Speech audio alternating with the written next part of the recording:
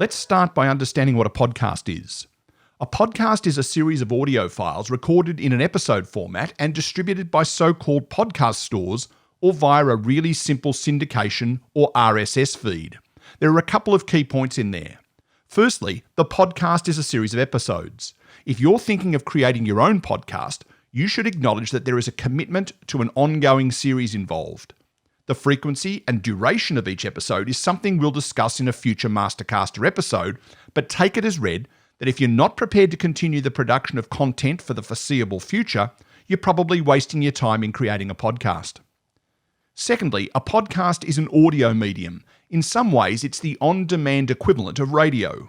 There are certainly video-based equivalents, and these are typically described as vodcasts.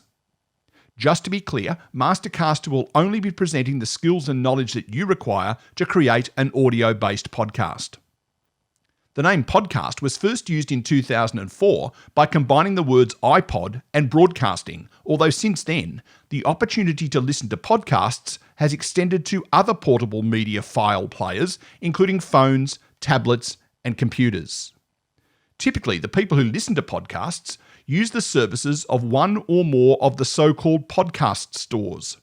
They download a podcast player app onto their device or devices of choice, for example, Apple Podcasts, Google Podcasts, or Spotify, which links their device to one of these stores.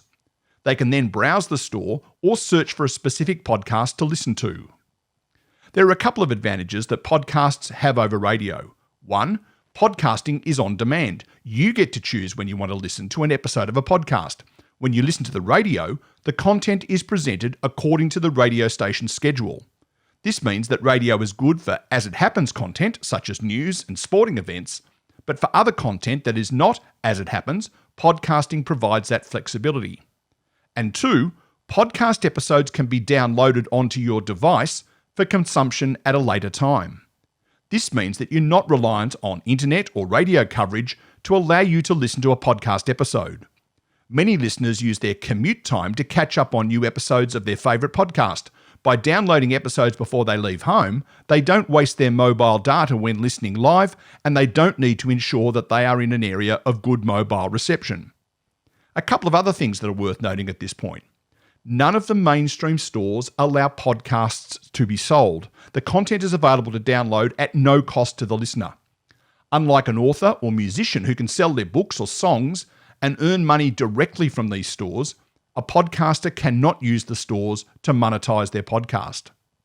That said, listeners can subscribe to a podcast, which means that they will be advised when new episodes are available and can have them auto-downloaded onto their device. The term subscriber has therefore been a little misleading for some people. In other scenarios, such as magazines, online newspapers and the like, a subscriber is someone who pays to access content. Subscribing to a podcast does not involve payment. It just means that you'll be told whenever a new episode's available. This is worth remembering when you start to think about how you will promote your podcast. It may be worth reminding your potential audience that subscribing is free. For those who are new to podcasts, that might be a hurdle that otherwise stops them from becoming a regular listener. In the next episode, we'll start to think about your podcast strategy.